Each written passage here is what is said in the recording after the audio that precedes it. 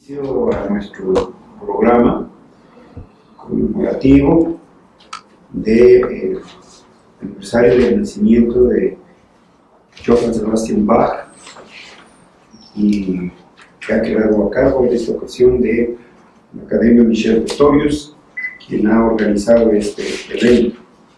Les invito, en sus programas viene la lectura de inicio, que es el Salmo 47, versículos del 5 al 10. Se ponen de pie, vamos a leerlos todos juntos.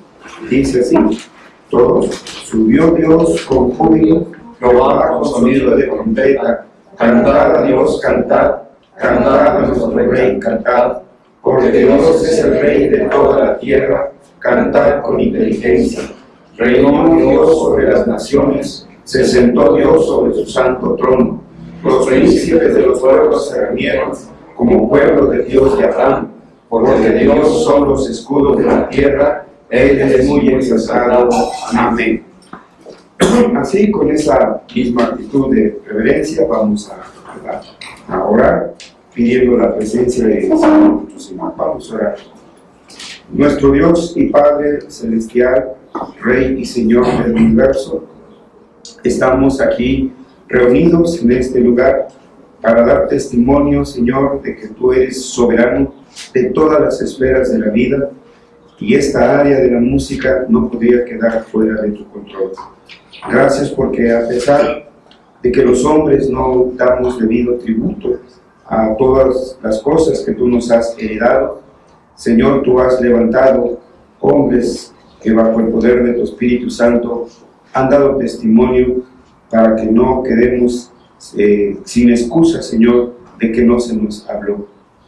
Hoy, Padre Santo, queremos poner en tus manos esta actividad, pidiéndote la dirección de tu Espíritu Santo, también que uses a cada uno de nuestros hermanos que van a participar, nuestro hermano que traerá la conferencia, nuestros hermanos que traerán el concierto, cada uno de los hermanos que nos están apoyando en las distintas áreas, en la filmación, en el audio, en la literatura, en cada uno de los aspectos, Señor, que este evento conlleva. Te pedimos la presencia y la dirección de tu Espíritu Santo, en el nombre de nuestro Señor Jesucristo. Amén. Por favor, tomen su lugar, hermanos. Quisiera dos cosas mencionar antes de hablar de la bienvenida, que debe ser parte, que como en otras ocasiones hemos aclarado, este no es un evento público, es un evento cultural. Pero como todo cristiano, en todo lo que hace, da primeramente la gloria a Dios. Bueno, es por eso que nosotros oramos y leemos las Escrituras, pero reitero, no es un acto público, sino acto como, por ejemplo, en nuestras reuniones de pastores.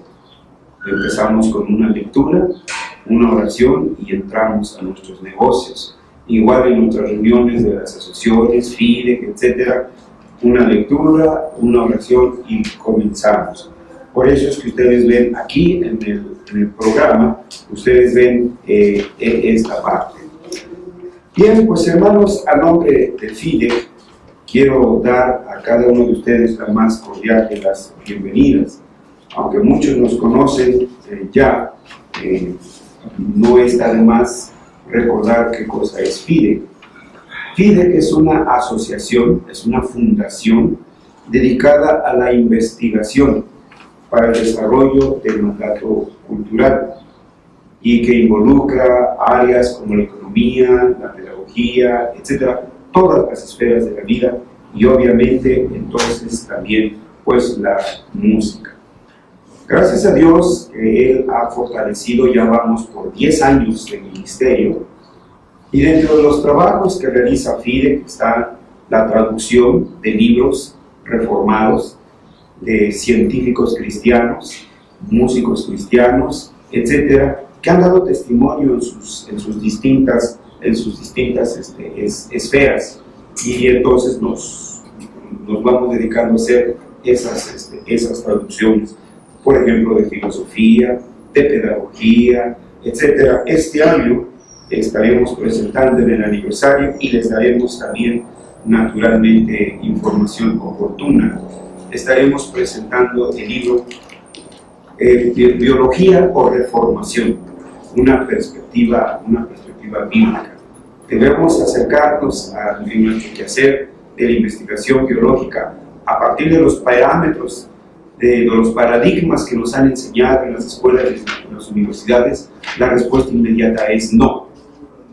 Pero vamos a escondernos como las tortugas o como la avestruz, ¿sí? Cuando vemos un fémur o un animal gigante. ¿Nos vamos a sumar a que tiene 10.000 millones de años o qué respuesta vamos a dar? Esas son las preguntas que los cristianos debemos estar preparados para responder. De FIDEC han venido saliendo distintas instituciones. Michel Pretorius es una de ellas, y entonces pues es por eso que en esta ocasión hemos encargado que Michel Pretorius organice esta actividad, que tristemente que son muy pocos los hermanos que saben quién era Johann Sebastian Bach. Para algunos es un músico más, un músico pagano, y etcétera, y no va más de allá.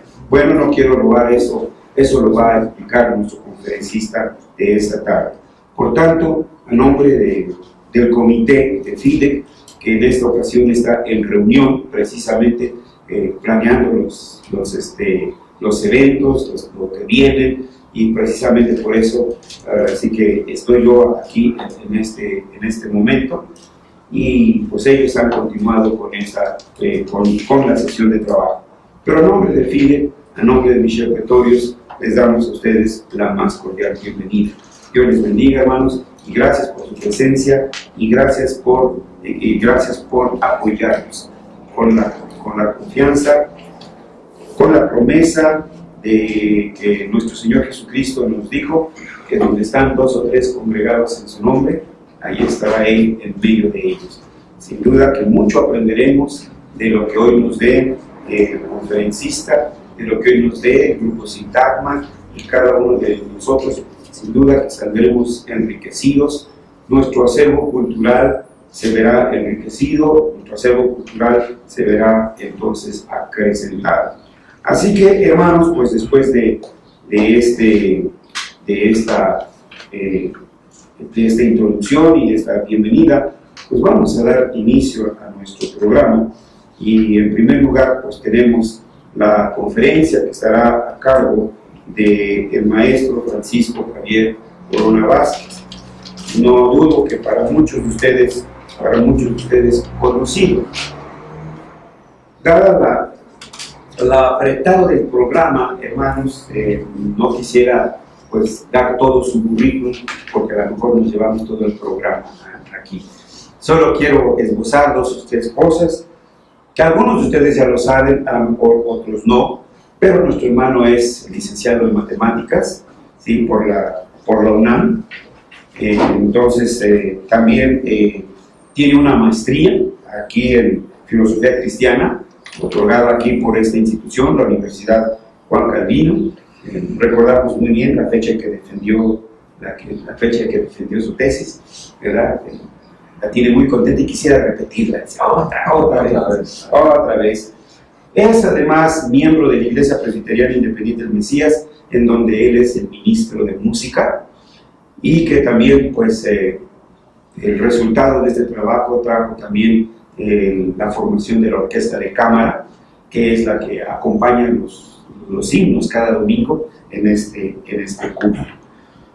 También nuestro hermano en la música, también él es un autodidacta, pero no es un autodidacta improvisado, no comenzó ayer, sí, comenzó desde su mocedad, y entonces, bueno, pues tiene igual una gran trayectoria en cuanto a la música. Solo quiero mencionar de las que por el momento puedo ver aquí. Bueno, pues es fundador de la Academia Michel Pretorius, fundador de la Academia, bueno, ¿cómo se llamaba la escuela de música donde estaba? No era, pero Aquiles Mireles. Aquiles Mireles. Entonces, como ven, y ha sido formador de generaciones de músicos que ya están trabajando en esa área profesional. Por ejemplo, nosotros somos bendecidos con el hermano Obarco, Alfonso Obarco, quien es el director de la orquesta. También ha escrito este libro, coautoría de Editorial Trillas. Si alguien se interesa por las estadísticas, ahí está. También trabajo, en un momento hablaremos, es una edición conmemorativa de los 500 años de la Reforma, que él ha preparado en su momento. Él va a dar más detalles sobre ello. Reitero, pues no quisiera robarle el tiempo, seguir hablando de todo lo que el Señor ha hecho a través de su vida, y pues yo quiero dejarle entonces el lugar al maestro Francisco Javier Corona, que me va a presentar una semblanza de la vida de Johann Sebastian Bach. Queremos un aplauso de bienvenida, hermano. ¿Quiere tomar el podio? No, sí. Nomás que pase a Macedonio y nos ayude. ¿Quién? Bueno, sí, bueno, nos ayude aquí con la presentación, ¿no? Bueno, pues agradezco muchísimo, de veras es para mí un verdadero privilegio presentar esta conferencia a nombre de Michel Pretorius, que en un principio se había formado con dos escuelas, pero que en una ya no se pudo porque ustedes ya saben, querían también los marcos estudiar en ella, entonces no se dio, ¿no? Bueno, tenemos entonces la semblanza de Johann Sebastian Bach. Esta se va a dividir en tres partes, ¿no? Tres partes. Primero, los antecedentes, o sea, cómo se inicia toda esta cuestión, cómo culmina todo con Johann Sebastian Bach. Entonces, los antecedentes, la parte donde se inicia en la Reforma con Martín Lutero y Juan Calvino, y lo que es en sí la semblanza de la vida, obra, y no decimos milagros, ¿verdad?, de Juan Sebastian Bach, ¿no? Pero como dicen allá, obra y milagros de fulanito de tal, no, sino la obra que el Señor, que Dios le permitió en su grande misericordia. Bien, ahí tienen ustedes la presentación, bueno, con la primera diapositiva en donde se ve el nombre de Johann Sebastian Bach, nacido el 21 de marzo de 1685 en Eisenach, Alemania, y muerto el 28 de julio de 1750 en Leipzig, en Alemania. Quiero decirles a ustedes que Johann Sebastian es el descendiente de una familia. Realmente con él se culmina toda una generación de grandes músicos. De hecho, la familia Bach se reunía no sé si en Semana Santa o cada año o algo así por el estilo, y se reunían y todos tocaban. Entonces así, se armaba una orquesta, pero excelente, ¿no?, de este gran músico. Bien, los antecedentes, iniciamos con el desarrollo del coral evangélico, o sea, cómo culminó justamente el coral evangélico con la vida de Johann Sebastian Bach. El coral evangélico ha tenido una importancia vital para la iglesia cristiana desde que fue llevada a cabo en la reforma protestante de la reforma del siglo XVI, porque así como la iglesia primitiva anduvo en busca de identidad musical, la iglesia primitiva, o sea, la que se derivó cuando el Señor murió y después se formó la iglesia primitiva, pues ellos andaban buscando una identidad musical. No querían, ellos fueron los que no quisieron en un principio acompañarse con instrumentos. O sea, ¿qué cosa entonaban los hermanos de la iglesia primitiva, con los apóstoles, etcétera, etcétera? Pues ellos estaban acostumbrados a cantar las salmodias hebreas. Pero había, según dice Hechos, que Pablo llevaba consigo al hermano cuya alabanza el Señor se oía por todas las congregaciones. Es decir, ya desde entonces teníamos compositores, pero pues era apenas muy poquita la composición que pudiera haberse hecho alrededor de la obra y de la vida de nuestro Señor Jesucristo. El lema de sola fide, sola gracia, sola escritura había venido a ser como un viento recio por un lado y como aquel viento recio del rocío del Hermón, que desciende sobre los montes de Sión, dice, porque allende a Jehová bendición y vida eterna. Entonces, por un lado fue como un viento recio, ¿no?, que sopló el sola fide, sola gracia, sola escritura, que era uno de los eran las proclamas de la Reforma. Sacudió entonces las conciencias de los corazones, ¿no? De quienes escucharon todo esto. Participaron en esta época de la cristiandad, quitó los grilletes espirituales que tenían atadas las conciencias de muchas gentes piadosas, concediéndoles la bienaventuranza de ser no solamente llamados, sino ser hechos hijos de Dios, ¿no? Aquí nuevamente los hermanos, la iglesia, la nueva iglesia, ya se siente ya no solamente ser llamado, sino hijo de Dios por la gracia de nuestro Señor Jesucristo. Como consecuencia de ejercer esa fe que impele al creyente a acercarse a Dios invisible y 3 veces santo, vendría el galardón de la sola gracia, que es otorgada por aquel de quien proviene toda buena dádiva y todo perfecto, siendo todo lo anterior apoyado necesariamente por la revelación de la sola Escritura, la cual con su escrutinio constante nos dice ciertamente cuál es la voluntad de Dios agradable y perfecta. Estamos entonces hablando de los antecedentes de esto, ¿no? Una sola fe, una sola gracia, una sola escritura. Después se consolidaría en otros 2 puntos más: solo Cristo y solo a Dios la gloria. La siguiente, por favor, gracias. Cuando surge el coral evangélico, el periodo conocido como es en el periodo conocido con el nombre del Renacimiento. Ese periodo se encontraba en pleno desarrollo. Esta época se caracteriza no solo por los logros importantes en la música, sino en todas las ramas del arte en general: la pintura, la arquitectura, la escultura, la literatura, etc. El canto llano, que tenía un ritmo libre, totalmente libre, estaba siendo relegado a un segundo término por el uso del llamado cantus mensuratus, es decir, los músicos del siglo XIV encontraron en la poesía, en la métrica de la poesía, encontraron la forma de cómo medir la música. El canto llano, por un lado, pues solamente lo entonaban los que sabían. La iglesia no lo podía entonar. Imagínense, hermano, vamos a cantar el himno, no sé, oh Espíritu Santo, ¿no? Y entonces, imagínense si la iglesia pudiera cantar, oh Espíritu Santo. Para nada, ¿no? Para nada. Entonces, ese canto, el canto llano, pues solamente podía ser cantado por los chantres, por monjes que estudiaban música exclusivamente, ¿no? Este canto hacía ya uso de las divisiones de cantus mensuratus, que fue lo que, digamos, le dio un vuelco a la literatura de música cristiana renacentista, fue justamente la música medida.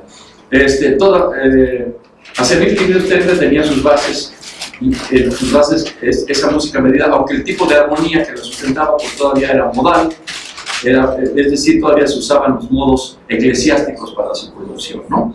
O sea, la armonía que tenían estaba basada en los modos griegos y en los modos eclesiásticos de la iglesia papista. Las misas romanas que se habían escrito para el periodo anterior al Renacimiento o al nacimiento de la Reforma se encontraban en pleno auge, de manera que cuando Martín Lutero estableció las bases del coral evangélico alrededor de 1523, todavía se encontraba muy ligado a la tradición católico-romana. Sin embargo, y a pesar de lo anterior, Lutero fundamenta uno de los postulados principales de la Reforma, que es la participación activa de la congregación en el oficio religioso. Ahorita vamos a ver cómo surgió esto, cómo se dio esto. La iglesia oía las misas, pero pues se quedaba, como decimos, como el chinito, ¿no? Nomás milando, porque pues, no podían cantar lo que cantaban los chantres, ¿no? La siguiente, por favor. Aquí viene Martín Lutero. Expone sus ideas sobre la música litúrgica en 2 documentos fundamentales: la fórmula Missae, de 1523 y la misa alemana de 1526. Esto después lo tomará más adelante uno de los grandes músicos que se tuvieron después en la época romántica, después se los mencionaré. Pero Martín Lutero expone sus ideas sobre la música litúrgica en esos dos documentos, la Fórmula Missae. La Fórmula Missae distingue entre las iglesias grandes y las iglesias pequeñas. Las iglesias grandes, allí donde se disponía de muchos recursos, ¿no? Tenían escuela anexa, cantores egresados de las escuelas o adultos bien educados musicalmente. La música litúrgica en esas iglesias se construía con textos latinos y elaboraciones polifónicas. Ya había bastante avance en la armonía, de tal forma que la congregación prácticamente no tomaba parte activa en el culto. O sea, vino el culto luterano, pero había iglesias que tenían muchos recursos, pero que otra vez la congregación se quedaba así, pues solamente muy de vez en cuando participaba. Pero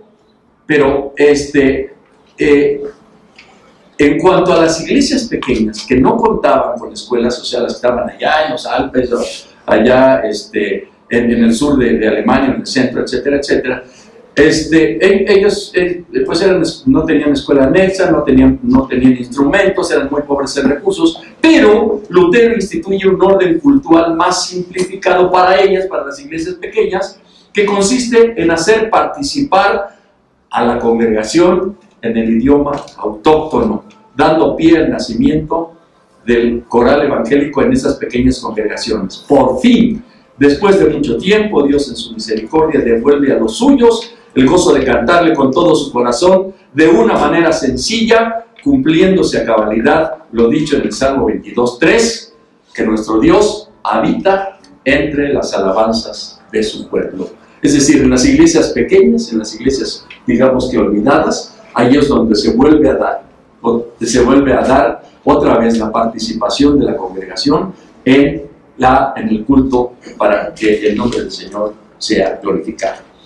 La siguiente, por favor. En la que se refiere a la misa alemana, la canción litúrgica debía de reemplazar todas las partes del ordinario de la misa. O sea, todavía, recordemos, estamos hablando de Martín Lutero, y que estaba componiendo música, pero las partes lo que estaba componiendo debía de sustituir a las partes de la misa al ordinarium, o sea, el ordinario de la misa romana, y el proprium de la misa, o el propio. Hemos de saber que el ordinario de la misa romana es el que permanece invariable para todas las épocas del año y se compone de las siguientes partes: Kyrie, Dios ten misericordia de nosotros; gloria a Dios en las alturas y en la tierra paz; credo, creo en Dios Padre Todopoderoso; el Sanctus, santo, santo, santo; Benedictus, bendito el que viene en el nombre del Señor; Agnus Dei, Cordero que quitas del mundo el pecado; Dona nobis pacem, danos tu paz, Señor. Y bueno, estas partes fueron sustituidas de la siguiente manera: el Kyrie por Kyrie, Dios Padre Eterno; el Gloria por honrada a Dios en las alturas; el Credo por creemos en un solo Dios; el Agnus Dei, el Agnus Dei estaba compuesto por O Cordero Inocente de Dios. En lo que toca al propio de la misa, el propio de la misa es el que cambia según las fechas litúrgicas, ¿no? Semana de la Pasión o Navidad, etcétera, etcétera. Fue sustituido de la siguiente manera: el De profundis clamo a te se sustituyó por el coral desde mi profunda angustia clamo a ti. El Te Deum laudamos fue sustituido por el coral Señor te alabamos. El Veni Creator Spiritus fue sustituido por el coral Ven Dios Creador Espíritu Santo. Muchas son las fuentes que nutren el coral evangélico alemán, pero entre las principales se pueden anotar las siguientes: el conjunto de melodías gregorianas, canciones populares religiosas anteriores a la Reforma, la canción profana, ya sea popular o artística, y composiciones originales en los mismos días de la Reforma. La siguiente, por favor. En 1524 Martín Lutero publica una colección de cantos armonizados en la que se incluye el famoso canto Castillo Fuerte de nuestro Dios, en el año de 1524, el cual fue llamado en su tiempo la Marsellesa del protestantismo, ¿no? Ustedes saben que, pues, una comparación medio fea, pero bueno, la Marsellesa, ¿no? Este himnario que produjo Martín Lutero se inspiró en otro himnario que había sido publicado ya en 1504. El hermano Lucas de Praga, con los hermanos de Moravia, este hermano publicó un himnario con 500 himnos, o sea, ya desde antes del año 1504, 20 años antes de Lutero, ya había publicado los hermanos morados este himnario. El trabajo de los hermanos moravos continúa hasta nuestra actualidad, o sea, los frutos de ese trabajo que hicieron los hermanos de Moravia, que fueron los descendientes espirituales de Juan Hus, impresionaron fuertemente a Juan Wesley, quien fuera el fundador de la Iglesia Metodista. Es indudable que la aportación de Martín Lutero hizo a la liturgia cuando incluyó en esta el canto congregacional. Sin embargo, el hecho de que en muchos casos se veía en peligro de sustituir una música litúrgica por su equivalente protestante, pues eso metía cierta cuestión difícil allí, ¿no? En la siguiente, Juan Calvino reacciona en contra de esta. Él quería una permisividad litúrgica y propugna por un culto mucho más austero. Y encarga a Luis Bourgeois tanto la metrificación como la musicalización de los salmos. Tarea esta que se inició en el año 1526, 2 años después de que Lutero publicara su himnario. En 1526 se inicia la edición del Salterio de Ginebra, que esta culmina en 1541 con la primera edición del Salterio de Ginebra. Y también en Ginebra, entre los años 1542 y 1543, Calvino publica libros más amplios. Teodoro de Beza contribuyó con salmos para algunos de ellos.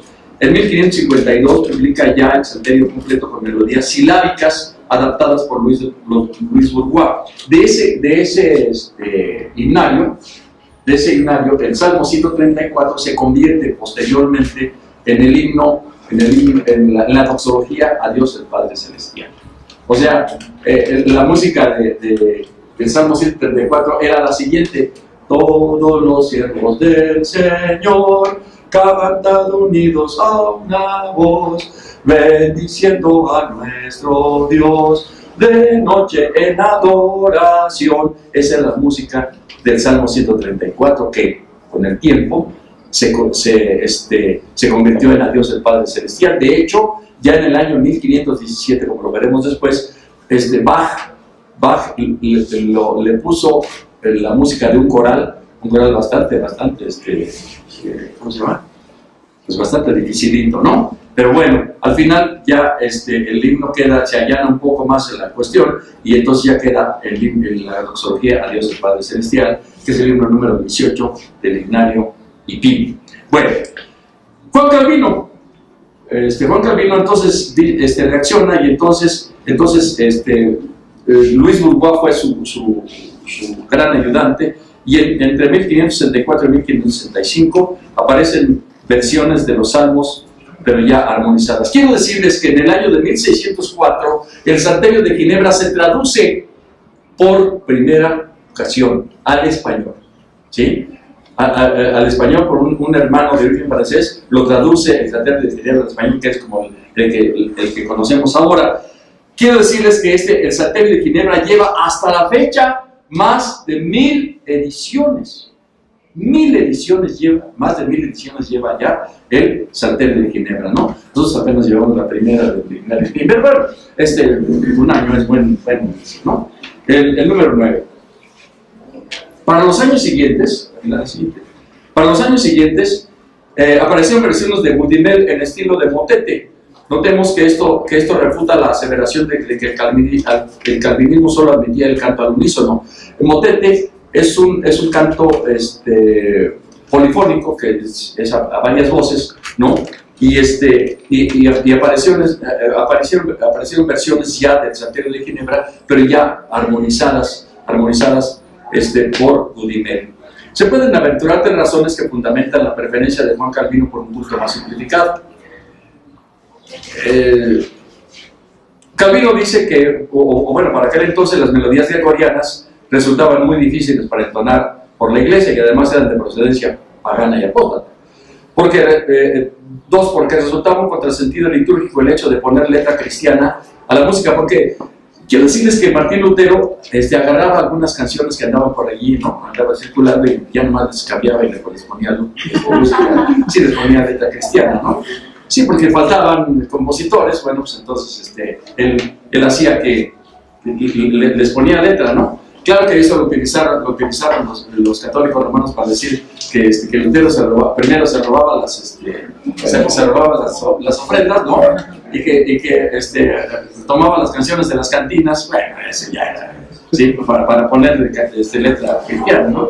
Y evidentemente Calvino reacciona en esa forma y considera que la palabra divina debía de asociarse con melotipos o con melodías hechas por cristianos y no por gente apóstata. La austeridad calvinista llegó al punto de prohibir los instrumentos musicales en el culto reformado, pues se consideraba que estos no estaban autorizados por la Sagrada Escritura, con la sola excepción del Templo de Jerusalén. O sea, tenían el mismo pensamiento que los judíos. Los judíos no admiten instrumentos en la sinagoga, que solamente en el Templo de Jerusalén cuando regresan al Templo de Jerusalén. Bueno, por lo anterior, la número 10, por favor, la siguiente, gracias.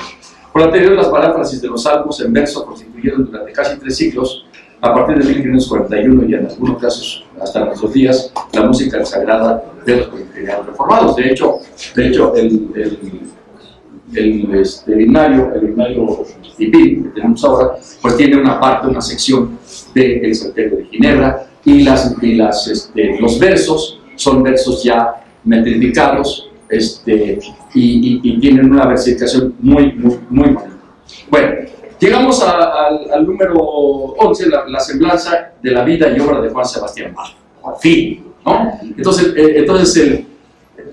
vean todo el bagaje que ya tenía para la época de Bach, cuando nació Bach, el bagaje que ya había cuando llegó este gran músico. Se decía, alguna ocasión uno de los personajes de la NASA le pregunta a un músico, oiga, en el caso de que hubiera gente en otros planetas, ¿cuál música piensa usted? No, dice, ¿qué aportación cultural podríamos mandarles a ellos?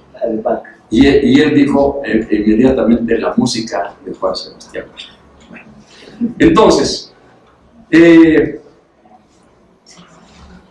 la siguiente dice, el objetivo de toda música debe ser la gloria a Dios y la amable recreación de la iglesia. Ese era el lema de Bach. El objetivo de toda música debe ser la gloria a Dios y la amable recreación de la iglesia. El 21 de marzo nace, 21 de marzo de 1685, no sé si ya para todos todavía se celebraba el día de la primavera, ¿no? No sabemos, ¿no? Pero bueno, nace en esa fecha, 1685, en Eisenach. Ahí está, vean ustedes, en el mero centro de Alemania. Ahí está, Eisenach, ¿no? En Eisenach. Ciudad que para entonces gozaba de una buena reputación por su música. Fue hijo menor, como dicen en provincia, el chocoyotito, ¿no? Así dicen en provincia del niño más chiquito, ¿no? Algunos de los cristianos ya no dicen chocoyotito, ya dicen Benjamín, ¿no? Bueno, fue el hijo menor de Johann Ambrosius Bach y de Isabel Lammerhirt. Los elevados cánones morales y artísticos que confirmaron el carácter de los numerosos miembros de la familia Bach parecen haber alcanzado su forma de realización culminante en Johann Sebastian, ¿no? O sea, fue la culminación de toda una época muy grande de generaciones, de varias generaciones de Bach. Por ahí alguien hizo una gráfica una gráfica binaria de la familia Bach, ¿no? Es un arbolote grandotote, ¿no? En donde el fruto más maduro de todos y el más grandote pues fue el de Johann Sebastian Bach. En Ohrdruf ingresa al liceo, donde adquirió los fundamentos de su educación general, consistentes en latín, griego, del Nuevo Testamento, teología, retórica, aritmética y ciencia natural. O sea, lo que todavía estaba en boga para la enseñanza de las escuelas, el trivium y el quadrivium, ¿no? Lo que se llama el trivium y el quadrivium, que era la enseñanza de latín, griego, de teología, retórica, etcétera, etcétera, ¿no? En este lugar formó parte del coro, cuando estaba chiquilín, ¿no? Estaba pequeñín, formó parte del coro, pero llega el momento de la adolescencia. Dios mío, le cambia la voz y le sale una nota por acá y la otra por allá, y bueno, un relajo por ahí, ¿no? Y entonces, pero sin embargo, como ya sabía tocar el violín, ¿verdad? Pues entonces continuó ocupando un puesto en la banda que tocaba por las calles en el día de Año Nuevo, y no solamente el Año Nuevo, ¿no? En funerales, en bodas, etcétera, etcétera, ¿no? El 14 de agosto de 1703, cuando Bach tenía 18 años, fue nombrado organista en la ciudad de Arnstadt, en donde también compuso su primer cantata para la Pascua de 1704, Señor, que has salvado mi alma. Creo que recuerdo, sí, lo íbamos a cantar eso. Bueno, es que son mis hermanos que formaron parte del coro que yo dirigía antes. Bueno, Señor, que has salvado mi alma, es una de las cantatas más, la primera cantata que compuso a la edad de 18 años. Sí, claro que Mozart después le ganó, porque Mozart creo que a los 12 años compuso su primera sinfonía, algo así. Bueno, la siguiente, el número 15, dice, en un viaje de más de 300 kilómetros y aprovechando un permiso de un mes de licencia que las autoridades eclesiásticas de Arnstadt le concedieron, fue a la ciudad de Lübeck para oír al genial organista Dietrich Buxtehude. ¿Sí? Pero como le gustó tanto y ya ha entrado ya así como dicen, encarregado del ratón, como dicen allá, ¿no? Pues se quedó no un mes, sino 2 meses, ¿no? Claro, regresó a Arnstadt y pues le dieron su patada y ya, el consistorio le dijo, no sabes qué, papá, ya, adiós, vete de aquí. Después de Arnstadt se trasladó a Mühlhausen, donde ganó el puesto de organista, claro, ¿no? Y como cosa curiosa recibió una asignación anual de 85 guldens, que era la moneda de aquella época, no sé cuánto de ahora, ¿no? No son los marcos ahora, son los alemanes o los euros, ¿no? Bueno, ¿qué? 85 guldens, 12 bushels de trigo, no sé cuánto sería un bushel, quién sabe, 2 cuerdas de leña, 150 kilos de heno, y también, bueno, y así como la cereza del pastel, le daban también 3 kilos de pescado. O sea, le daban 3 kilos de pescado, no sé si el pescado del mar Báltico o alguna de esas. ¿Okay? Bueno, entonces, bueno, ya, si en la iglesia de aquí del Leipzig nos dieran 3 kilos de pescado, bueno, estaría bastante bien, ¿no? O sea, pero no fuera salmón. Sí, bueno, ya de pescado ya no pidas tantos salmón. Bueno, entonces esa, así como un dato curioso, esa era la asignación que le daban a Juan Sebastián Bach en la iglesia de Mühlhausen. El siguiente puesto que ocupó Bach fue el de organista y músico en la corte del duque de Wilhelm Ernst de Sajonia-Weimar, hacia 1708. Y es precisamente en este lugar donde, según dicen algunos comentaristas de la época, se dedicó a adquirir, en 1708, esa insuperable maestría en la ejecución del órgano, la cual le bastó para asegurarle esa gran fama de que goza hasta hoy y constituyó también los fundamentos de su futura grandeza como compositor. Fue cuando compuso para muchos músicos la obra cumbre de Bach en el órgano fue justamente la toccata de fuga. Es de una perfección, pero así, fabulosa, ¿no? Tremendísima la toccata de fuga de Juan Sebastián Bach. No más que, bueno, luego lo utilizan en el radio para poner la del Conde Drácula, ¿no? Entonces, ¿no? En fin. Bueno, para el año de 1717, no, hombre, ese año estuvo, pero genial ese año. Pero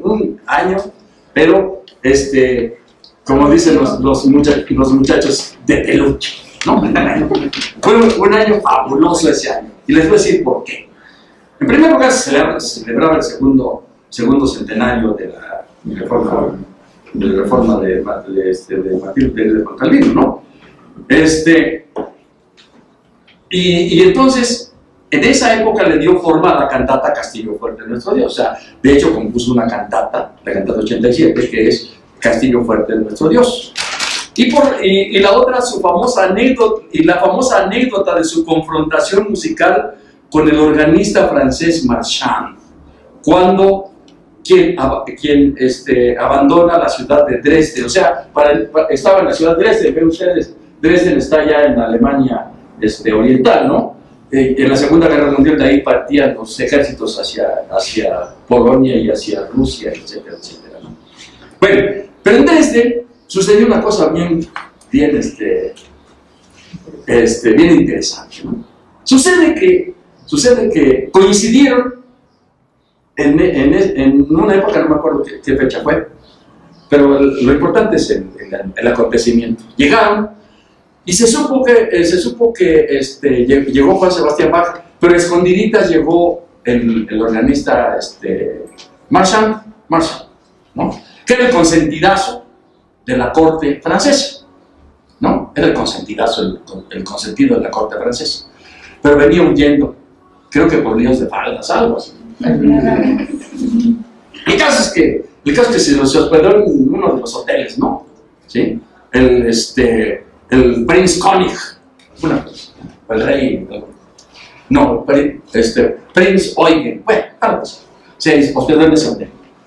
Y entonces, pues allí no falta, ¿no? Allí las televisoras quieren subir su rating. No, perdón, no había televisión. Bueno, o los periódicos que quieren subir su rating, entonces, por el estilo. Entonces, oigan, que Bach se está hospedando en este hotel y Marchand se está hospedando en este otro. No me digan eso. Oye, Hans, ¿dónde conseguimos un lugar ahí para que, porque era como las peleas de box, ¿no? Sí, de las peleas de box, ¿no? Ahí concursaban no sé si a 10 rounds o menos, ¿no? Los organistas o los buenos músicos, ¿no? Y entonces, pues que sí, entonces, oigan, van a hablar con el maestro Johann, maestro Johann, que sí, se echa usted una entradita con el organista Marchand. Sí, ¿cómo no? Échenmelo, ¿no? No, bueno, no, digo, y lo llevan con Marchand, y entonces, ¿qué anda Bach? Órale, también, órale, vamos a ver de qué cuero salen más correas, ¿no? Y entonces, ya quedan en el día, pues, ¿qué tal día? El sábado 24 de marzo, a las 5 de la tarde, ahí cerquita de Coyoacán. No, bueno, no estaba, ya cerca de la Platz Eugen, ¿no? Alguna cosa así. Bueno, ya se llega el día, ya, a las 5 de la tarde. 5:15, ya estaba Bach, ¿no? Ya estaba listo, y estaba el órgano allí, un organazo ahí tremendo, me imagino que una catedral o algo así por el estilo. Y entonces, las 5, llega Bach, ya estaba ahí el maestro Bach. Pero el maestro Marchand, no, pues no ha llegado. 5:10, oye, maestro. 5:15. Oye, 5:15.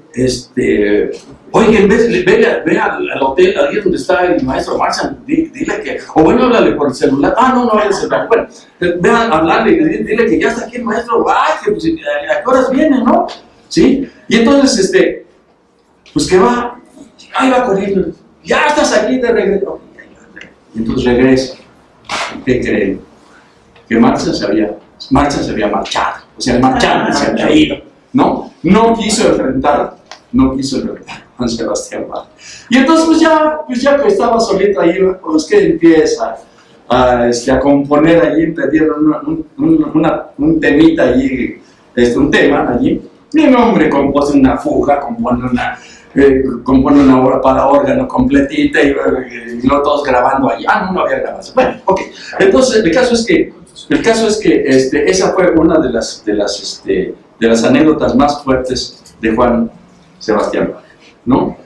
La otra anécdota es cuando uno de sus hijos, no sé si Johann Christian o Carl Philipp Emanuel, se encontraban en la corte, bueno, antes allí, donde dice Polonia, allí estaba Prusia, era Prusia, y el rey de Prusia, pues en su palacio, ¿no?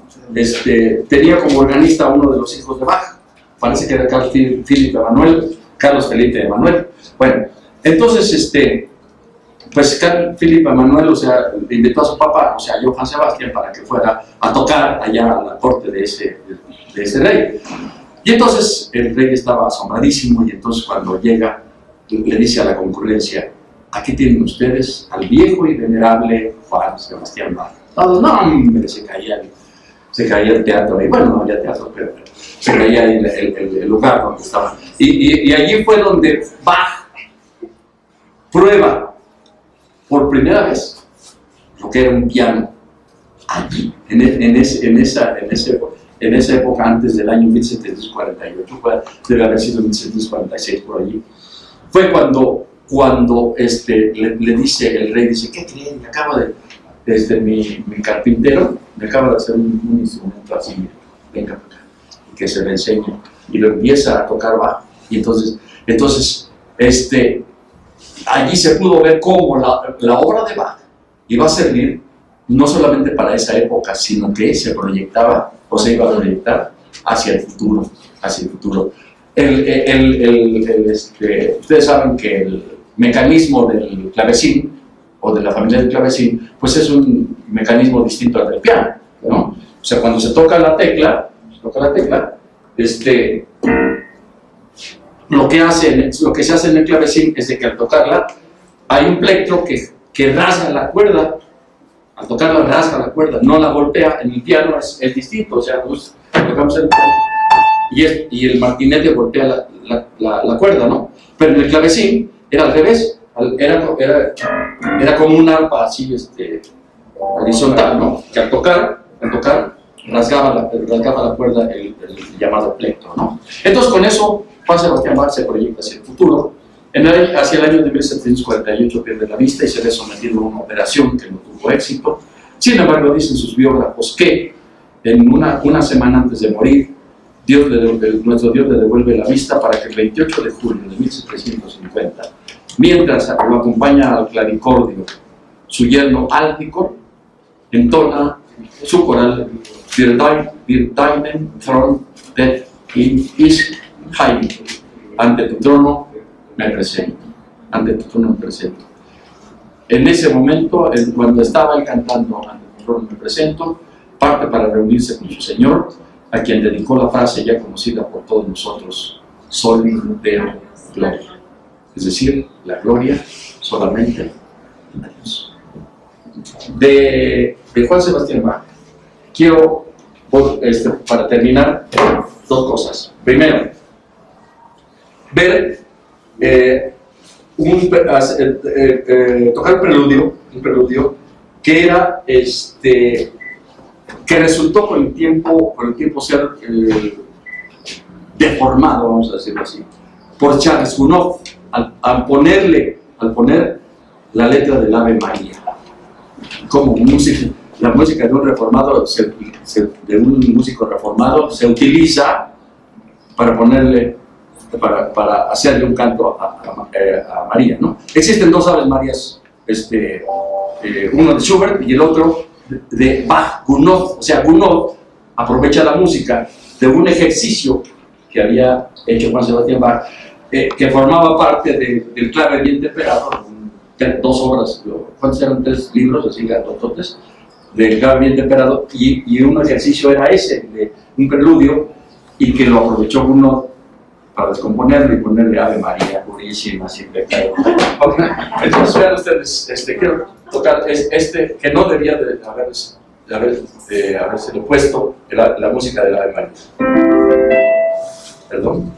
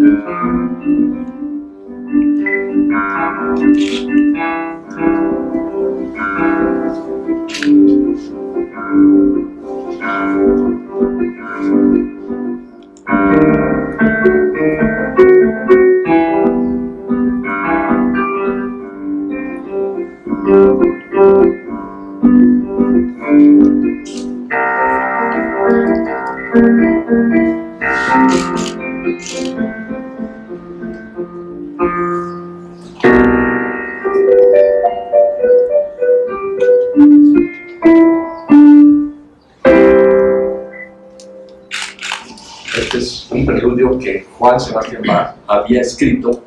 Híjole, no tengo oportunidad de hablar, estaría hablándome aquí todo el tiempo de Bach, porque este es uno de los ejercicios del clave bien temperado. Sucede que para el tiempo de Bach solamente se utilizaban para tocar esos tres dedos. La escuela francesa y todos ellos se tocaban, no se utilizaban esos dos. El clave bien temperado lo escribió Juan Sebastián Bach para utilizar ya los 5 dedos, aprovechando justamente la escala bien temperada de la cual es, digamos, el autor Juan Sebastián Bach.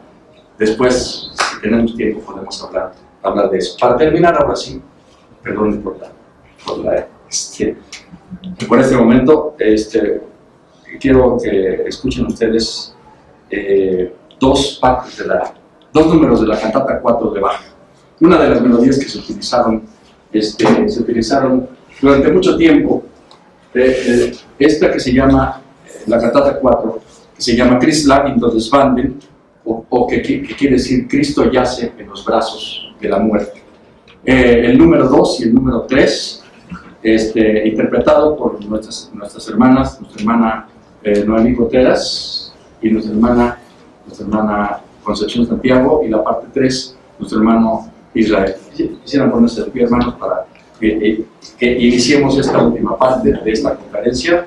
La cantata 4 es una de las primeras cantatas que Juan Sebastián Bach hizo. Y ustedes, la parte número 2 nos habla es muy lenta, y nos habla de la batalla entre la luz y las tinieblas. Sí, es muy lenta, o sea, canta la soprano, responde y se nota como una lucha pesada entre la luz y las tinieblas, entre el enemigo y el Señor. Y la parte siguiente es ya el triunfo total de la luz sobre las tinieblas. Escuchen ustedes el verso 2 de la cantata número 4 de Juan Sebastián Bach.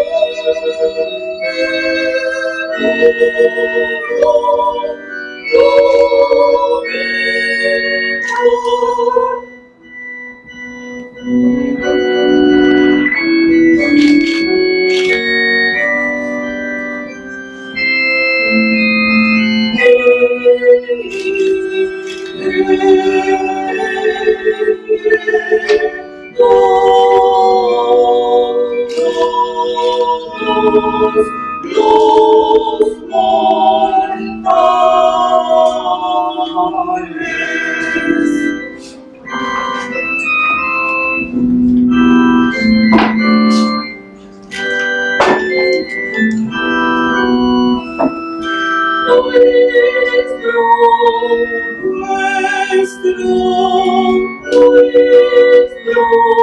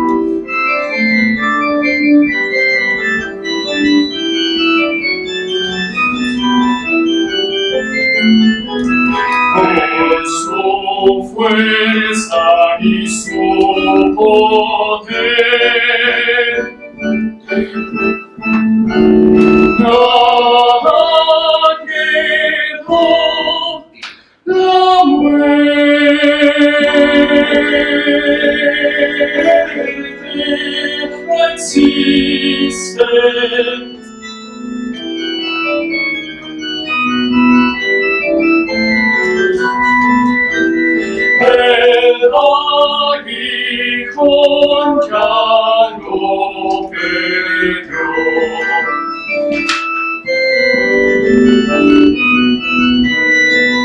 Aleluya, aleluya, aleluya,